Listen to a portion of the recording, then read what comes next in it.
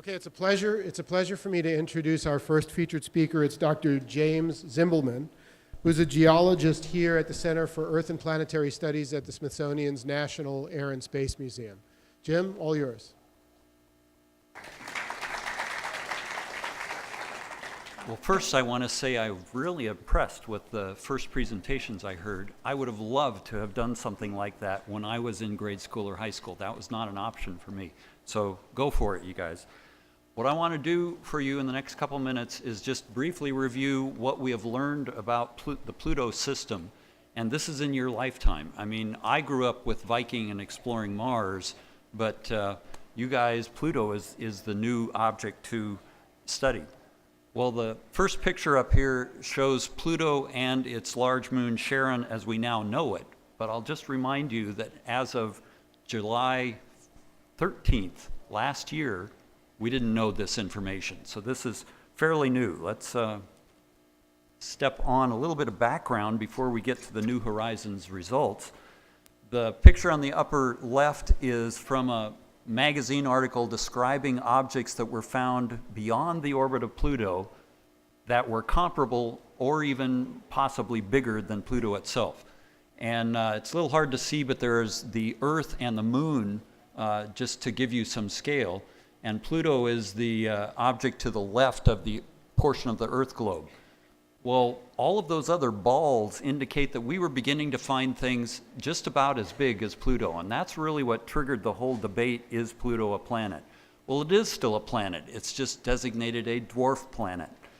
Part of the reason was if they didn't come up with some designation like that, the figure in the middle, that is a diagram of objects that have been found beyond the orbit of Neptune just up to about 2015. There are hundreds of them. How would you like to have to learn the names of the planets and it'd be 650 or something? I mean, something needed to be done. And these blurry balls here, that is a Hubble Space Telescope picture of Pluto and its large moon Charon in 2005. That's as good as it got prior to New Horizons. So that was the importance of a space vehicle going there. We simply couldn't learn what we wanted to learn with our Earth-based telescopes. This is a Earth-based telescopic picture with Pluto and Charon, but two moons were discovered. This was after New Horizons had launched, which is interesting to me. So the spacecraft was already on its way, and they discovered, hey, there are two additional moons. And after that, they found even two more. So that the science team, now that it took 10 Earth years for the spacecraft to get out to Pluto, but they had to redesign what they were going to do because all of a sudden there were more targets to look at. That's a good thing. Now here is a composite picture the day before the closest approach. So down here is Pluto, over here is its large moon Charon, and up here in the corner, this is a New Horizons view 3 months before its encounter, and that's very similar to what Hubble Space Telescope was giving us. What that means is, as New Horizons was approaching the planet, for those last 3 months, every day it was getting a little bit better and a little bit clearer what was going on. However, the time of the encounter itself, things happened very rapidly. This somewhat complicated diagram is intended to help you understand what happened when New Horizons flew through the planetary system here. And you maybe can't see it, but there are little dots along these lines and then numbers. Well, the numbers represent hours, and the dots are every 10 minutes. The Pluto system of Charon and its other moons are orbiting in such a way that the spacecraft went zooming right through a target. So they had tens of minutes to make some of these observations. This is a spacecraft where it took 8 hours for the Earth to receive the information, so that there's absolutely no way that the controllers on the Earth could tell this thing what to do. Everything was pre-programmed, and the spacecraft had to control itself to make the complicated series of observations. The fact that it all worked the way it was supposed to is a spectacular confirmation of why we practice things and why we have groups that look at every little detail for these spacecraft missions. All right, this is a close-up of Pluto as we now know it. And again, the encounter day, July 14th, all of this information was stored on the spacecraft. In fact, it is still in the process of being transmitted down here to Earth. New Horizons is so far from the Earth that the transmission rate is slow enough to get all of the data at its full resolution. It takes 16 months to play that back to the Earth, and we're still in that playback period. However, very quickly it became clear that Pluto is a complicated planet. Now, Jeff mentioned I'm a geologist, but I'm a geologist interested in studying things other than just the Earth. My department here at the museum, there are 7 of us that do science on several planets, mostly the rocky planets, but we have some of our postdoctoral students who are helping us who are interested in the icy bodies. And they were particularly excited when these new information came down. Well, what we see is sort of a heart-shaped bright feature, and this puzzled people initially until the compositional information came back, and then a much more complicated surface around it. Well, we're going to take a quick look at both the brighter heart-shaped area and the terrain around it here. This is a view of lots of things going on. The bottom half of the picture is cratered. Now, impact cratering is the most common land process modifier going on in the solar system. Objects are striking other objects constantly throughout the solar system. So this is what we expected. It's old. How old is old? Probably billions of years. We don't have a way of calibrating how many impact craters mean a specific age for this far out in the solar system yet, but it's very old. This, on the other hand, has no impact craters. That was a big surprise. It is geologically young. What does that mean? It could be 10 million years, it could be 100 million years. That is still being debated and negotiated, but it is young enough that all of the objects that made these big holes didn't affect this stuff up here. And in between is sort of a no man's land where a lot is going on, breaking up the old terrain, and this younger terrain is moving in around it. I use the word moving, and I can do that now, as I'll tell you in just a second. Well, this is that bright plane. It does have some structure in it, but it was fairly surprising when the details started to show up in the New Horizons pictures. These sort of irregular shapes reminded the scientists quite quickly of convection cells. Now that's maybe a word you haven't heard, but if you watch water on your stove at home boiling, the water is moving in sort of circles. That's how the heat on the bottom of the pot is redistributed through that liquid. That shouldn't be happening on Pluto. What's the temperature out here? Well, New Horizons did make several measurements, and it's in the Kelvin scale. That's slightly different than your centigrade scale. 0 degrees Kelvin means there is no molecular motion. So it's absolute 0. That is minus 273 degrees on the centigrade scale. Very, very cold. So the surface of Pluto is on the order of 50 to 70 Kelvin. That's, minus a lot centigrade, and I'll get to why that's important here in just a second. But first, the pictures showed that there's a lot of complexity mixed in with these funny polygonal patterns. Let's move on a little bit further. And when you got to the edge of the plane that has no craters, and here's the old stuff that it's interacting with, all these little black arrows are places where the geologists, and I believe correctly, inferred that the light material has moved. Well, what's going on? The compositional measurements show that this white stuff is nitrogen. Now, many of you in your science labs might use liquid nitrogen to cool things to very cold temperatures. Well, nitrogen boils. It goes from a liquid to a solid at 77 Kelvin. That's minus 320 Fahrenheit. That's really, really cold. Nitrogen freezes, however, at 63 Kelvin. That's minus 346.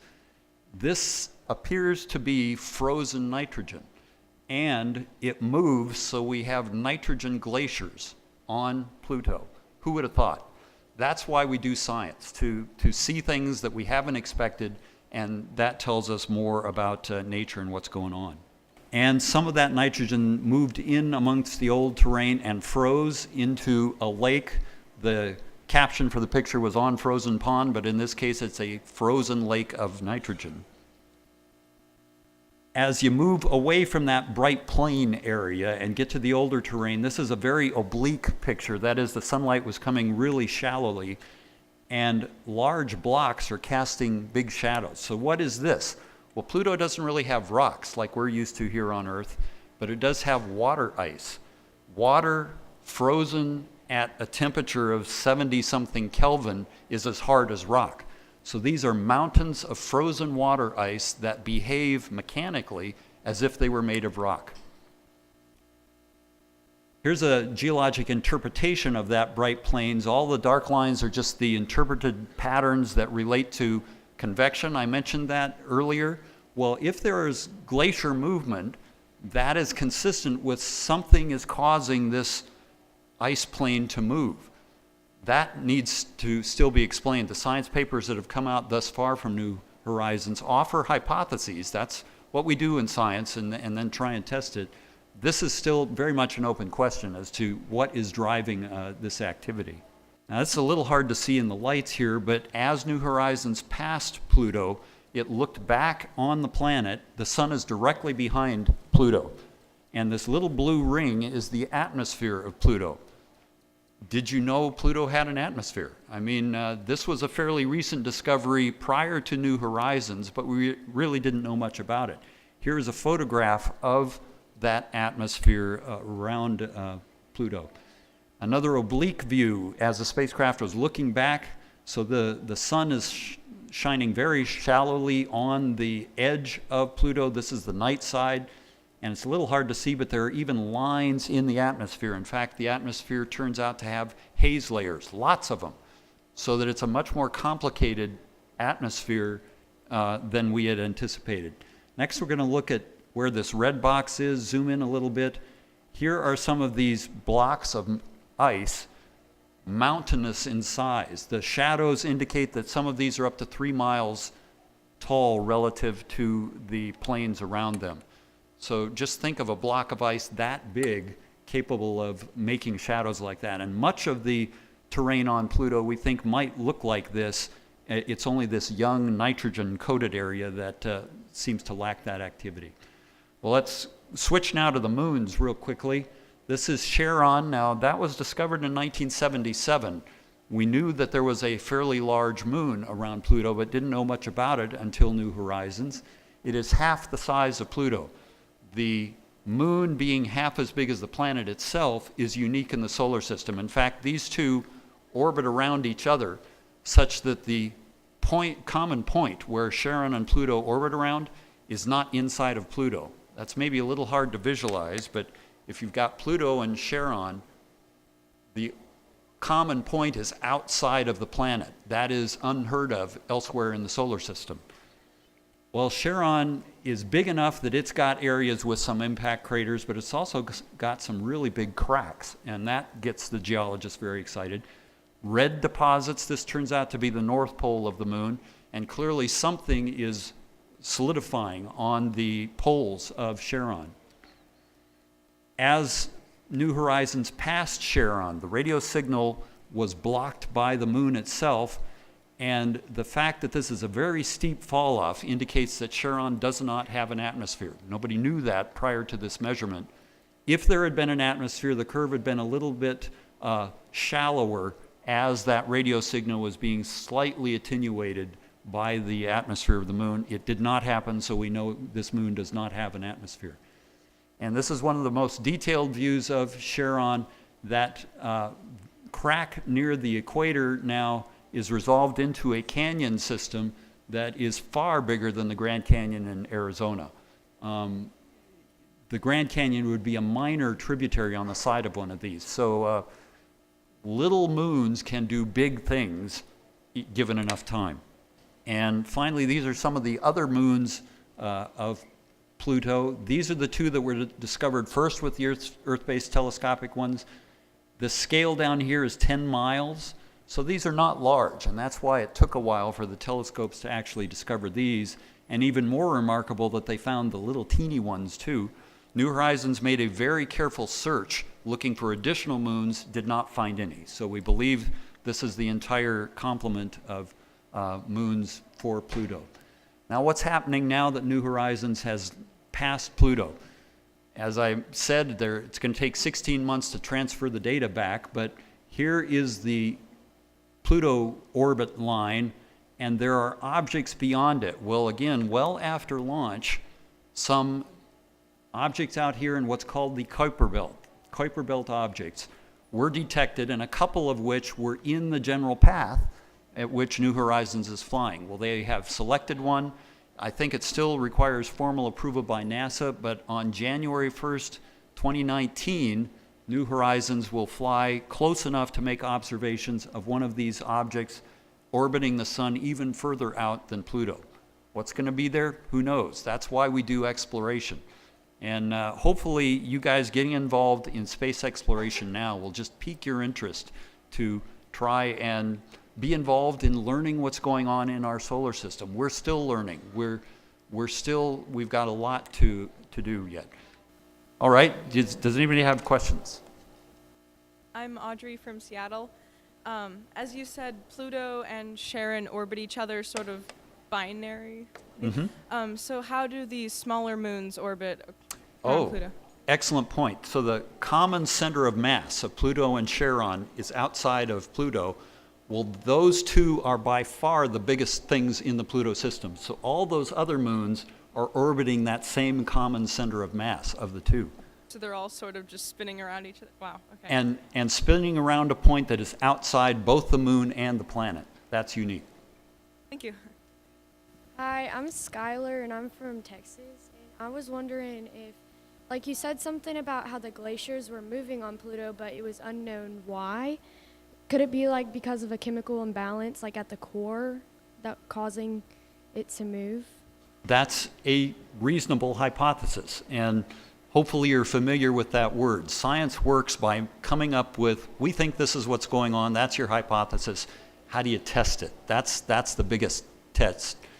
And I don't know how to answer your question in that we know so little so recently about the surface, there's even less known about the core. It's certainly possible what you're saying is right. It's just prior to New Horizons, nobody thought Pluto being so small could have enough heat to drive this kind of motion that I've been talking about. Something is doing it. Some energy source is driving it. We don't know what it is yet. Maybe it's related to a core, but if it is, it's not like what we would have guessed the core might have been prior to New Horizons. Thank you. This is kind of related to what she was asking about the heat. You said the convection. Do they think, is there any possibility of like tidal flexing that could be creating that heat from inside? You guys are on top of it. That's an excellent source of energy in the moons of Jupiter. We know that their gravitational interaction do in fact pump energy into each other. Charon is big enough that it might do that. However, Pluto and Charon are tidally locked, which means they have the same faces pointing to each other. And to make the flexing that causes like the volcanoes of Io to work, Right. it's a non-circular orbit. And I don't know if we know the orbits of Charon and around Pluto in enough detail to tell whether or not that is some kind of forcing that's going on. The one difference between the Pluto-Charon system and Jupiter is that you don't have other big things there doing the tugging. So that just the Pluto object and Charon pulling on each other doesn't do this flexing that works with Io. So I'm suspicious that isn't going to work, okay. But that's still a reasonable hypothesis for where do we get the energy to drive this. This is so far from the sun that it's hard to believe it's sunlight that's somehow driving this activity. Thank you. Hi, David from Burleson. You mentioned the atmosphere of Pluto. Would that be a result of the liquid nitrogen off-gassing, or do you know, or is it known? It is known, and I don't remember the exact numbers, but yes, nitrogen is part of it. There is some methane and even some minor abundances, but people had known from Earth-based telescopic studies Pluto had some kind of atmosphere, so that was a major objective of New Horizons. There was a little concern that as Pluto moves further from the sun, it's on the outward bound part of its eccentric orbit, we knew that the atmosphere would freeze out. It would completely solidify onto the surface. Fortunately, these observations were made before that happened. And I'm sure New Horizons has numbers, I just don't know what they are. But they made a lot of spectroscopic measurements to try and answer your question exactly. I'm Emma, and I'm from Burleson also. I was just wondering, how do you know that Charon is another planet? Like, why does it have to be a moon? It could be just another planet. Well, good question, and it gets to an issue that's a can of worms. I hate to use that term, but we don't have a good way of defining planets without setting down some specifics. And the whole idea that Pluto became a dwarf planet, that fell out of this situation where we were finding lots and lots of objects that were big enough to be planets. We had to define something. Well, part of that definition is that if an object orbits something else, it is a moon, some other solid object, whereas Pluto was orbiting the sun. And the question was it big enough?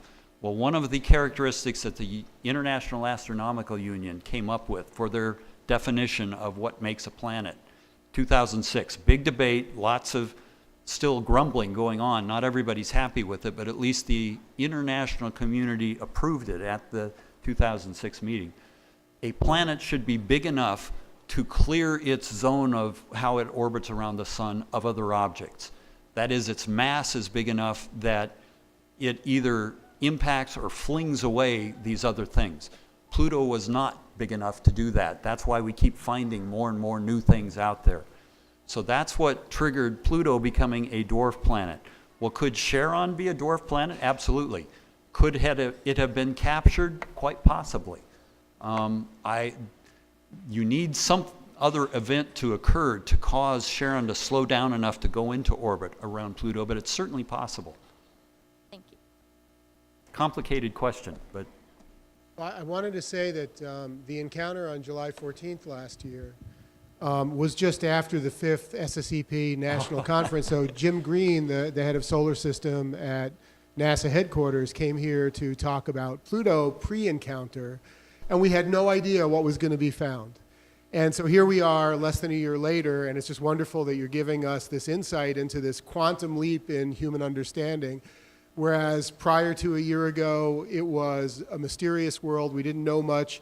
And with how many minutes was close encounter? It was like a couple of hours for when it was actually closest to the moons and to Pluto.